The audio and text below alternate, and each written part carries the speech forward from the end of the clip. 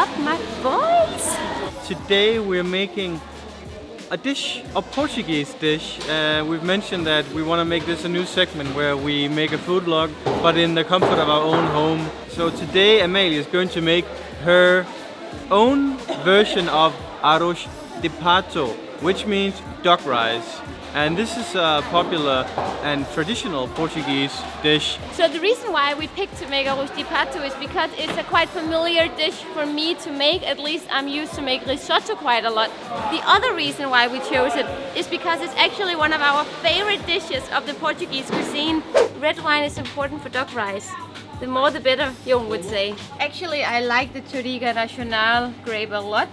And this one is only €6 or €5.50. So maybe it's good for both cooking and trying to taste, you know? You know what else we need? What?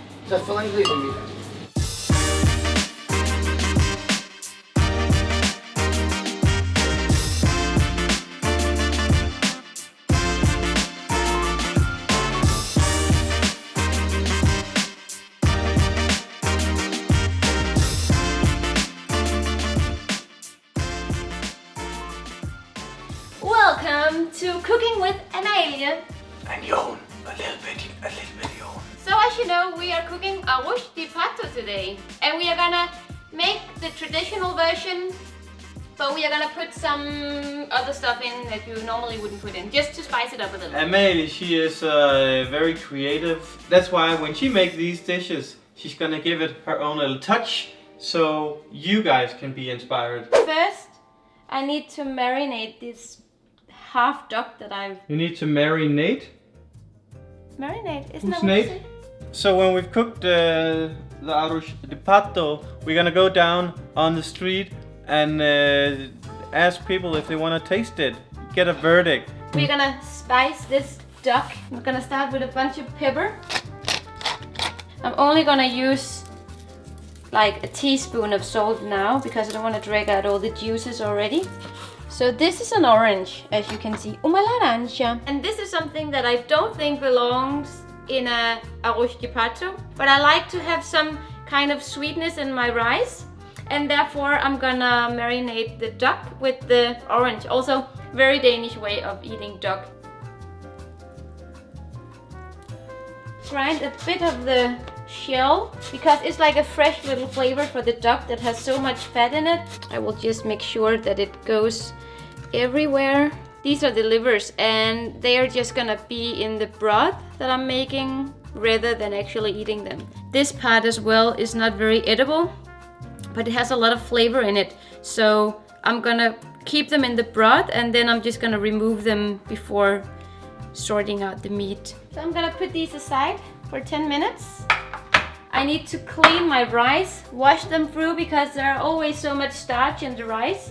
And if you clean them very good and you set them aside in a bowl of water for like an hour, your rice are gonna take much more of the flavor of the broth that we are boiling it in. And that's important. Also, you're gonna get a more firm rice that isn't too smushy. So I'm gonna fill this with ice cold water. I'm just gonna let it sit as long as I can. So now I'm gonna create the broth that I'm gonna use for the rice later on. And this is also the broth that the duck is gonna start cooking in. Is it really necessary to make your own broth? Yes, yeah, it is. Because the broth is like the essential of a good taste of the rice. So if you just go and buy one of those like stocks that you can buy finished, it's definitely not gonna be as flavorsome. This carrot definitely isn't as sweet as I had hoped for. Garlic is by far the most important thing ever. I only smashed the garlic to make it easier to rip this off. This onion is so juicy, that's perfect. So now the base of the broth is ready, so I'm just gonna start making the broth. I'm gonna use a big. So I'm gonna heat up 2 teaspoons of olive oil. They are turning brown now, so I'm gonna put in the onion. Alho. And a lot of carrots. I don't know how to say that in Portuguese. Cenoura. As soon as it turns brown, I'm gonna pour in some red wine. And you should probably take care of that, Jon.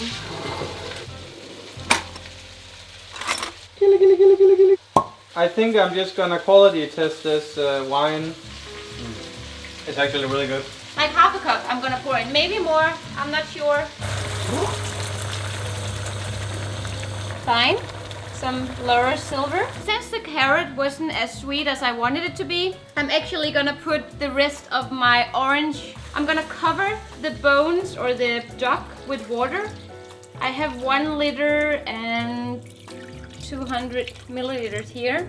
This is salt that has been harvested 30 kilometers inland. So I put in a lot of salt now because I rather want my broth to be slightly salty, because the salt also helps the broth to cook better. And now it's just gonna stand here and simmer under the lid for I think 1.5 hours. I'm gonna check to it in an hour, and then I'm gonna see how it looks. How long is this gonna take exactly before we're done? 4 hours or so. 4 hours? It takes a long time to cook, but it's actually the perfect dish to cook when you have guests over, because now you have 1.5 hours to prepare yourself and your house for the guests, and then when they come, the entire house smells amazing. I'm considering to put some cinnamon in because it is Christmas, and cinnamon is perfect with duck.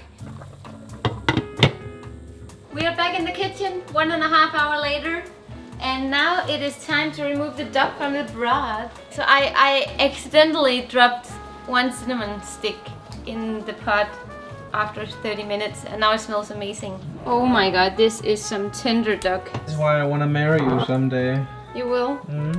Well, you better buy that ring then. It Yeah, has to be big. that's all you want in a marriage. That is a real pro broth.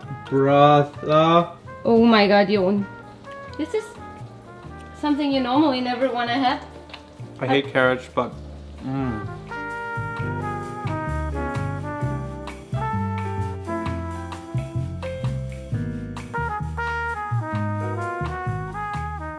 I will be using like a thin slice of bacon, because I don't want too much bacon. I want the duck to be the primary flavor.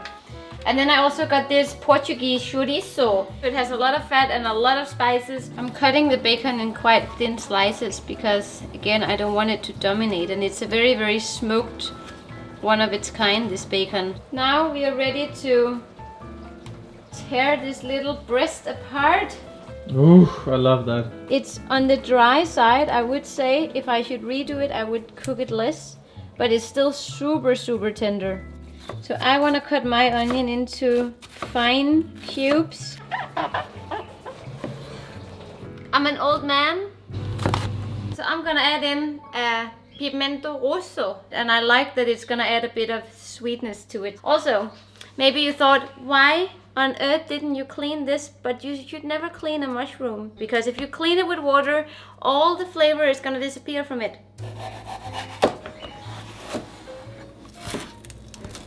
So the rice, they have been sitting since I actually started cooking now, and you can almost see through the water now, and the rice actually got much more white now. I'm just gonna let this sit to drip off, and then they're gonna be much more dry, so we don't have an explosion for the fat and the water in the pan. We don't want that. Usually you would probably use oil in the pan, but since this is the pan that we use for our broth and I haven't washed it, there'll be plenty of fat and flavor in the bottom of this pan already. These are the first that I need to fry, the bacon and the chorizo. There is nothing more sexy than a woman who can cook. Same with men. And here the cebolla comes. I need to put this in as well, a tiny bit. Whoop. I want to fry the rice just a slightly bit because I want them to take color and to get like this little glaze before I put in the stuff. Ooh, Amalie. You are a Walter White in the kitchen. After 10 minutes, I'm gonna put in the duck rice, and I have to think about whether I want to put it in the oven or not, because I've seen pictures of Arroz de Pato that was made in the oven. I am gonna put in o pato, the duck.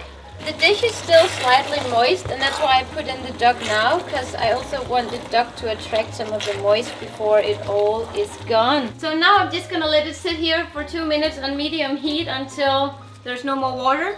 Oh, it looks so good, Amalie.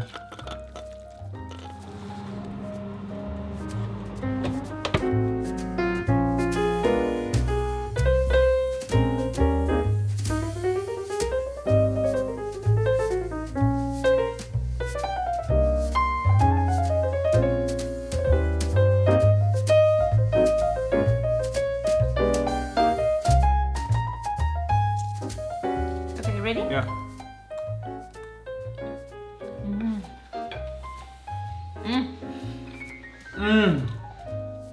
Do you know what? Amalie, you did it! I did it. It tastes exactly like duck rice. It actually tastes like duck rice.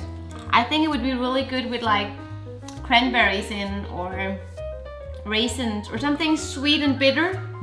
Just to make it a bit less fatty. Putting it in the oven, I think, was the big deal breaker because the crunchy shell. Oh my god, this is. So the entire surface is like super crunchy. This is the best duck rice I've had. You think? Yeah, I think it's even better than at Pabe. You do? I wonder what other people think. We are out talking with the real world here to find out if the Portuguese people approve of this Arroz de Pato. Here we have Gonzalo, and you like Arroz de Pato? Yes, I do. And what makes it good for you if you were to describe the perfect Arroz de Pato? Arroz de Pato can be more dry or not. I prefer it less dry. Okay. But there's different recipes. But I like it, I don't know. Moist. Yeah, moist. More moist, yeah. Are you from Lisbon? Yes. Okay. Is there a particular way you make it here in Lisbon? I don't think so. Okay. Well, I think you should just, you can pick Okay. of all of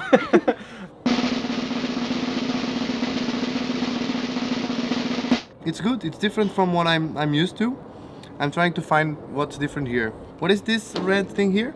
It's bell pepper. Bell pepper. Yeah, that's the difference. Very good twist. You made it your personal touch. I like it, yeah. Are you like, if you have to rate it, 0 is the worst and 10 Okay. is exquisite. I'll give it a solid 8. Solid 8? Solid 8. Thank you. Thank you so much, Gonzalo. Un prazer em conhecer. Muito obrigada. We are here at our favorite little local cafe, Café Dom Vasco, and this is Alfonso, the owner, and he's gonna try the Tudo bem? Arroz de Pato. Tudo bem. It's good. Yeah? You like? Yeah. Is it real Arroz de Pato? Real. You are Arroz de Pato connoisseur? Yes. 7. 7? Okay. That's good. Amalie, we're at Anything above 5, I'm satisfied. we're at 7.5 so far. yeah. Okay, thank you Muito so much. obrigado. Okay. Thank you. We got our third victim here. ¿Cuál es su nombre? Tomás.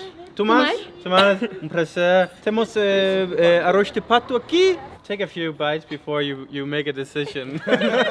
É bom. É bom? É bom? É bom. Muito bom. Ou sabor? É muito bom, é diferente do português. Sim? Sim? Tem aqui um sabor um bocadinho diferente do normal, mas é bom. Tem touch Pimento russo. Danish cinnamon. We forgot to mention that. It has a little Ah, bit então Peanut. pode ser de... because it's Christmas. Natal, cinnamon, canela. Canela. Canela. It's like a happy marriage, you know. Canela and Christmas. It goes well together. 0 to 10. 10 is the best ever. 8. 8? Oito. Obrigada. Muito obrigado. Oito. Thank you so much. Obrigada. Hi, Antonio. Hi, how's it going? Yeah. Very happy to be here and being watched by 100,000 people. This is so great. We have a bonus guest here. This is my good friend, our good friend Antonio. He's Portuguese. He doesn't look like, he looks more like Jesus. You are a diehard Arroz de Pato fan. Yeah, absolutely. It's one of my favorite dishes that my mom cooked. Already I can tell there's this smell coming off of it that's sort of cinnamony. Yes, that's true. Ooh, you're the first one to notice the cinnamon. Yeah. Is this true? Yeah. Does it look like Arroz de Pato? No, it looks as there's something that's a bit off, I think. What kind of rice did you use? Basmati? Well, not basmati. It was.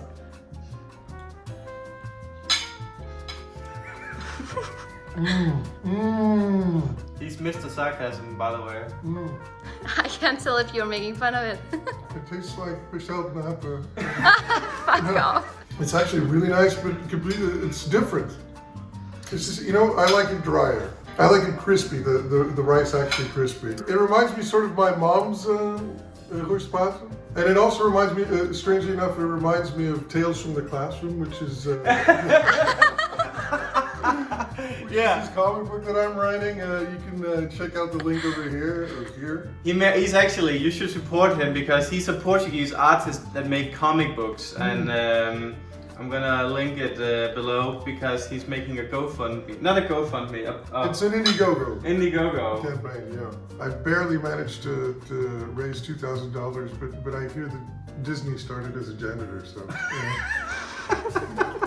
But we're only gonna plug you if you give it a score on the 10 scale. Okay, one thing that I really wish was crispier is the chorizo. You know, you gotta get that crunch factor. On a 10 scale, I would say like almost an 8, like 7.8. Yes, that's good. 7.8. So Amalie, all the Portuguese kind of agree that it's somewhere between a 7 and an 8. I mean, your twist is interesting. I wouldn't replicate it again, but it was an interesting experiment. Thank you so much, Antonio. Thank you. Muito obrigado. Can you say bye in Portuguese? Adios. Just to prove that I'm Portuguese. Yeah. Okay. Adios. Adios. That was our first cooking with Amalie. And if you want to be a part of the decision of what dish I should cook, you should go to my Instagram. And on Instagram, you can decide via my polls which dish I should make next. Guys, subscribe, hit the like button, everything, you know. Até logo. Até logo, guys. Ciao, ciao. Un prazer. I love saying that word. Un prazer. Yeah, it feels so good on the tongue. Un prazer.